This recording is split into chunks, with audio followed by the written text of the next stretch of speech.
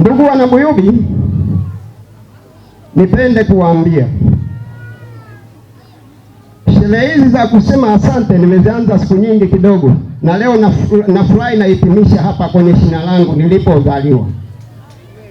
Lakini pamoja na kuhitimisha hapa kwenye shina langu, nadhani kipaumbele cha kwanza hakijawahi kubadilika, na leo nakuja hapa tusemezane. Nataka nianze na kipaumbele ambacho nakiona ni muhimu kuanza nacho, baadaye nitakuja cha pili, cha tatu mpaka cha mwisho. Ukiniuliza kwa mawazo yangu mimi binafsi kwamba kata ya Puni ina kero gani na hasa kijiji cha Buyubi kina kero gani, mimi nitakujibu ni maji. Wamama oye! Kina mama mpo? Maji yapo au hayapo? Hayapo eh? Asanteni sana. Sasa niwaambie kitu kimoja. Hii tunayoifanya si ndogo. Tumefanya kule, imeenda kuibua waheshimiwa wenye mamlaka, wakatuona kilio chetu.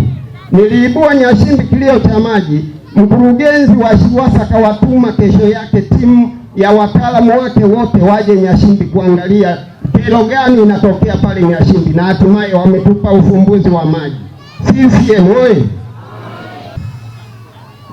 Kwa sababu na hapa kilio ni kile kile, bado tunazidi kupaza sauti, lakini najua bwana mkubwa alijibu vizuri sana.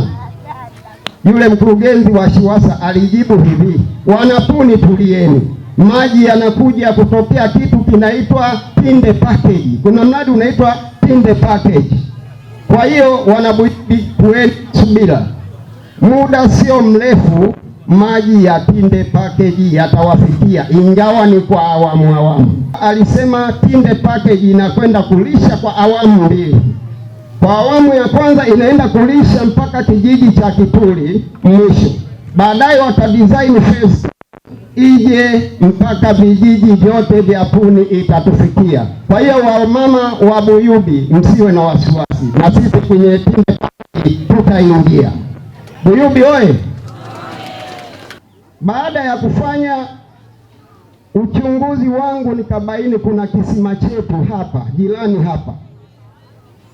Kile kisima tunataka kifanyiwe renovation, kiwekewe mabomba, tupate pampu kiweze kulisha kanda hii yote hii, ikiwepo shule pamoja na vitongoji vyake vya jirani.